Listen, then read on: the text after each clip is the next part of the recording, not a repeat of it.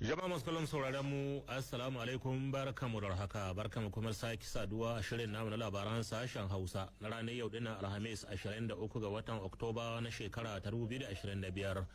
Shirin da za mu soma da tunatar da ku cewa majalisar ministoci ta yi zaman taron na jiya Laraba karkashin jagorancin shugaban kasa shugaban jamhuriya General Darme Abdurrahman Chani domin jin cikakken karin bayani dangane da muhimman matakan da wannan taron na majalisar ministocin ya cimma ga abokiyar aikin Zulha Gambo. A fadar shugaban ƙasa, taron majalisar ministocin ya yi na'am da ƙudurin doka domin ƙarfafa gidauniyar ceton ƙasa tare da buɗa mata sabbin hanyoyi na ƙara tattara gudunmuwar jama'a saboda a samu a ci gaba da ayyukan ƙasa.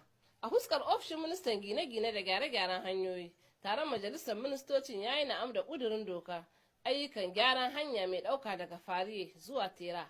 A cikin tsarin ayyukan za a taɓa wasu hilaye na karkarar Gote, Dargwal, Kokoro da kuma Tera. Hamma ƙudurin ya kawo zancen diyoyin da za a ba masu hilayen. A fuskar ofishin ministan ƙwadago, taron majalisar ministocin ya amince da dokar ƙara tsokar albashi mafi ƙanƙanci daga jika 30 zuwa jika 42 simik kenan. A fuskar ofishin ministan kasuwanci, taron majalisar ministocin ya yi na'am da ƙudurin doka mai tilasta ma duka 'yan kasuwa sai sun sayi wasu kayayyaki da ake ƙerawa a nan cikin gida kafin a ba su odar sayan ire-iren waɗannan kayayyakin daga waje. An saurari sanarwoyi daban-daban. Sanarwa ta farko daga ministan ƙasa, ministan cikin gida akan babban zaman taro na ƙungiyoyi masu zaman kansu da zai gudana daga ranar 29 zuwa 31 na wannan watan na Oktoba na shekara ta 2025 a jihar Tilaberi saboda cimma gurin sake gina Nijar sabuwa. Sanarwa ta biyu an saurare ta ne daga ministan albarkatun noma da kiwo bisa babban taron ƙaddamar da hudun dabbobi da zai soma daga ranar 24 zuwa ƙarshen watan Oktoba shekara ta 2025 a Sayam da ke cikin jihar Difa. Sai kuma sanarwa ta uku da ta fito daga ofishin ministan kasuwanci da ta hana fita da amfanin noma zuwa ƙasashen waje saboda an ga amfanin shi a bara da aka fara aiki da wannan dokar don ta kawo sassauci da rage hauhawar farashin abinci ga al'ummar ƙasar Nijar. Sanarwa ta hudu daga ministan muhalli ruwa da tsafta mai yin nazari da bincike domin yin gyaran fuska kan kundin tsarin samar da ruwan sha a karkara da furoje mai sunan Fizan ke zartarwa. Sai sanarwa ta biyar kuma ta ƙarshe wadda ta fito daga ministan da aka wakilta don kula da kasafin kuɗi a ofishin ministan kuɗi da tattalin arzikin ƙasa akan kwangila ta sayan kayan ƙidaya al'umma da za a yi karo na biyar. Da waɗannan sanarwoyin ne shugaban ƙasa shugaban jamhuriya General Darme Abdurrahman Chani ya kawo ƙarshen taron majalisar ministocin na jiya. A bangaren Alhamdulillah, wassalatu wassalamu ala rasulillah sallallahu alaihi wasallam, amma ba'da assalamu alaikum wa rahmatullahi wa barakatuh. ‘Yan uwa musulmi masu albarka da suke cikin wannan shafi mai tare albarka na TikTok, ina muku fata alkhairi, ina roƙon Allah subhanahu wa ta'ala ya yi mana jagora zuwa ga ayyuka na alkhairi. Yawmul Juma'a, yau Vandiredich, ranar Juma'a 3 ga wata mai albarka, wata na 5 na musulunci, Jimada Ula, hijira 1447. Ya yi daidai ga watan masu amsar albashi ga hukuma 24 ga wata na 10 Oktobar miladiya 2025. Alhamdulillah. Alhamdulillah alladhi bi ni'matihi tatimmu salihat. ‘Yan uwa musulmi masu albarka, wannan shine fassarar jawabin zaman da aka gabatar na majalisa ta ainihin Conseil des Ministres da aka gabatar 22 ranar Mercredi a fadar shugaban ƙasa. To muna ma Allah maɗaukakin sarki godiya da ya taimake mu da waɗannan zarata jaruman jagorori waɗanda suke neman kishin ƙasar Nijar da ci gaban talakan ƙasar Nijar. A cikin wannan zama na majalisa da aka yi, akwai point abin nan guda hudu, nukta hudu nake so yi bayani a kansu, wanda wannan ci gaba ne mai kyau wato a ƙasarmu ta Nijar.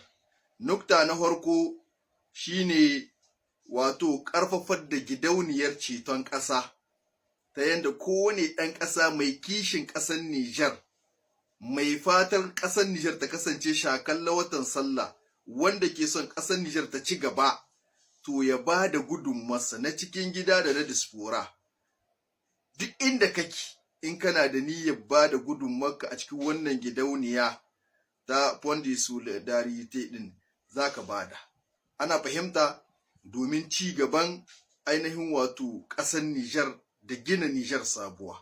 Kuma gudunmuwan nan ba ta da ƙanƙanta ka ce ai kai baka da talaka kake, daidai da dala 20 ke gare ka in ka bada, ka sa taka gudunmuwa wato a ƙasarka ta Nijar. Wannan puwan ne mai kyau wanda yana da matuƙar muhimmanci 'yan Nijar mu mai da hankali a kai, domin mu da kanmu mu gina ƙasarmu ta Nijar, mu kawo ci gaba a ƙasarmu ta Nijar, domin bayanmu ta kasance ingantatta, mai samun abubuwa na morata na rayuwa da kiwon lahiya da karatun abin nan makaranta da makamantansu.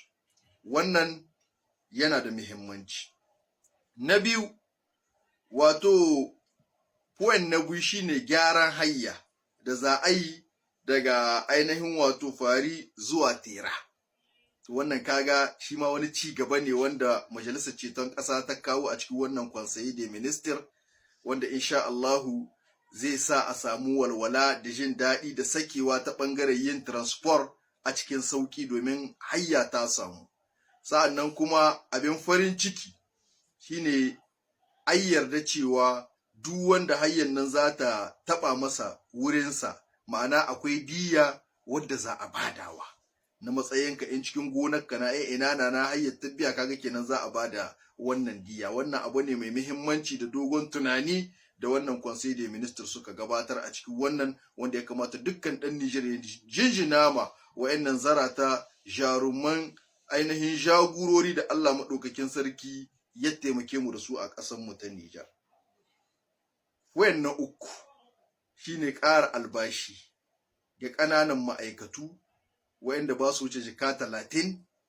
Mai girma shugaban ƙasa Abdurrahman Chani ce a ƙara musu albashi zuwa jika 42. To kaga wannan shi ma abin godiya ne ga dukkan mai kishin ƙasar Nijar, ga dukkan ma'aikaci wanda ya sa aikin da yake yi, wanda ke kishin ƙasarsa, ya san da wannan shugaba ne mai adalci, shugaba ne mai tausayi, shugaba ne mai dogon cinka wato akan al'ummarsa. Kaga su wa'anda aka ƙara ma jaka 12, ko dai haya an ka ɗoke maka da su jikattan 12, kaga jikakka 30 can baya sai ka take wani unhwani da su. Kaga in babu jikattan 12, kaga kenan cikin 30 kin nan na zaka biyan haya ta jika 12 misali. Ana ganewa, saboda haka Allah ya saka musu da mafificin alkhairi. Wayannan uku shine magana akan wato 'yan kasuwa.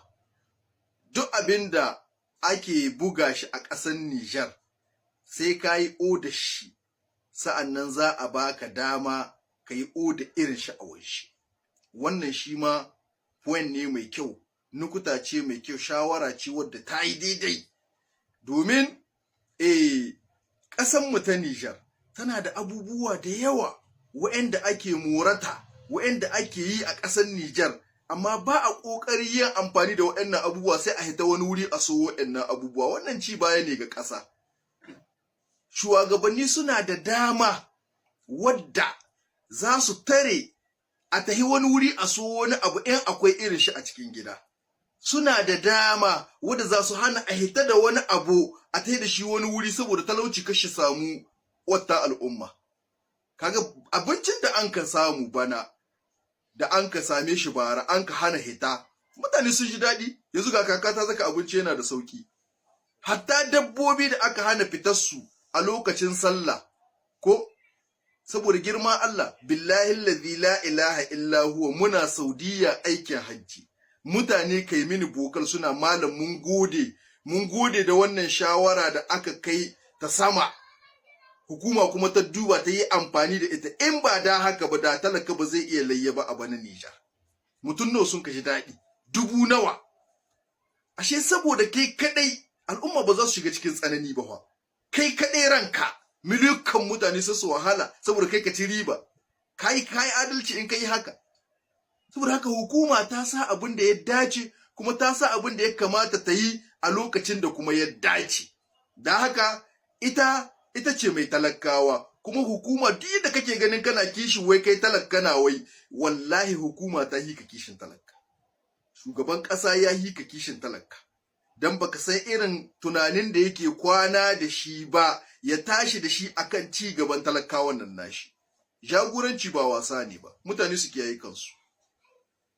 Saboda haka wannan abubuwa ne waɗanda suna da kyau kuma su yi muhimmanci, kuma al'ummar ƙasar Nijar mun ji daɗi wannan Conseil des Ministres da aka yi, kuma muna godiya. Allah ya saka musu da mafificin alkhairi, kuma Allah ya tsare mu su.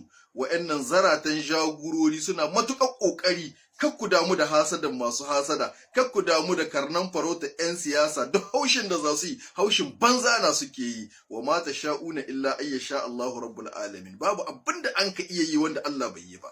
Duk abinda zai abkuwa abinda Allah ke so na ke abkuwa. Da haka ba abinda ni ne ka so ba ko kai abinda ka so. Ana ganewa? Da haka ku kyale su yi ta haushi. Ba su iya ɓata abin da Allah ya gyara. Mutanen Nijar birni da ƙauye sun ji daɗin zakkuwa mai girma shugaban ƙasa Abdurrahman Chani. Duniya ta yarda gaba ɗaya kaf har turawan mulkin mallaka wa'annan bayo Allah sun zo na don ceton ƙasar Nijar.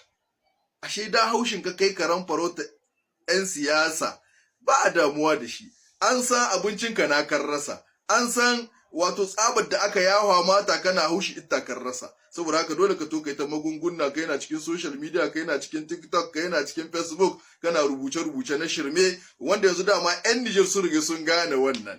Awo 'yan Nijar kan ma ku tamsa musu ku kyale su ta haushi. Dama an san ko su wane ne, kuma an san siffofinsu, an san kuma matsayinsu a ƙasar Nijar, kuma an san da cewa dama ba masu kishin ƙasar Nijar ne ba. Amma a wannan turba da ake ta ƙasar Nijar, billahi tallahi duk wanda ya zaka ya ce Nijar bata ci gaba ba, na rantse da girman Allah munafiki na. Wallahi Allah ya tambaye ni gobe alkiyama munafiki na. Ba mutunan kwarai na ba. Duk wanda zai bude baki yanzu dai ya ce wai Nijar bata baro turbar da an ka iske ta akai ba, billahi tallahi munafiki na. Kai da kanka ka san da Nijar ta canza.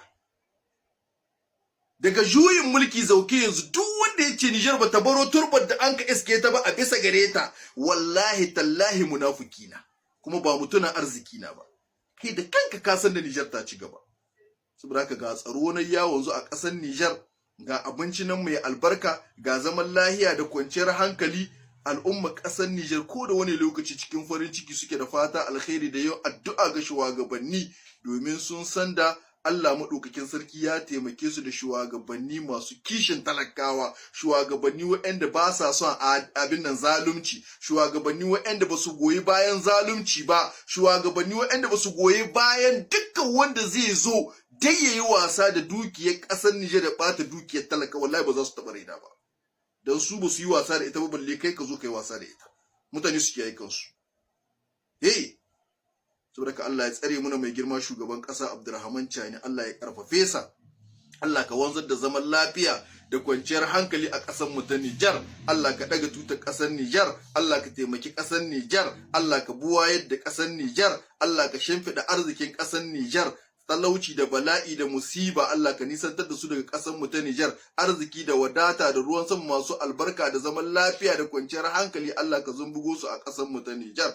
Sojojin mu da ke filin daga Allah ka ci gaba da ba su nasara, Allah ka taimake su, Allah ka karfafe su, Allah ka ci gaba da ɗaukakar da su akan maƙiya, Allah ka ci gaba da ba su nasara akan maƙiya. Waɗanda suka rasa rayukansu Allah ka gafarta musu, Allah ka yi musu rahama, Allah ka zame musu jagora a cikin iyalansu bi rahmatika ya arhamar rahimin ya hayyu ya qayyum ya dhal jalali wal ikram. Kakku manta da yin salati ga fiyayya halitta annabi Muhammad sallallahu alaihi wasallam. Allah ya fara da kansa a cikin alqur'ani, inna Allaha wa mala'ikatahu yusalluna 'alan nabi ya ayyuhalladhina amanu sallu alaihi wa sallimu taslima. Allahumma salli wa sallim ala abdika wa rasulika Muhammad wa ala alihi wa sahbihi wa sallim. Mafi kasancewa kusa da niyya ina alkiyama inji annabi sallallahu alaihi wasallam sune waɗanda suke yawaita yi mini salati. Dan haka ku yi salati ga annabi Muhammad sallallahu alaihi wasallam. Allah ka yi tsira da aminci da albarka ga annabi sallallahu alaihi wasallam da iyalin gida annabi sallallahu alaihi wasallam da sahabbansa baki daya. Subhana rabbika rabbil izzati amma yasifun wa salamun alal mursalin walhamdulillahi rabbil alamin. Assalamu alaikum wa rahmatullahi wa barakatuh.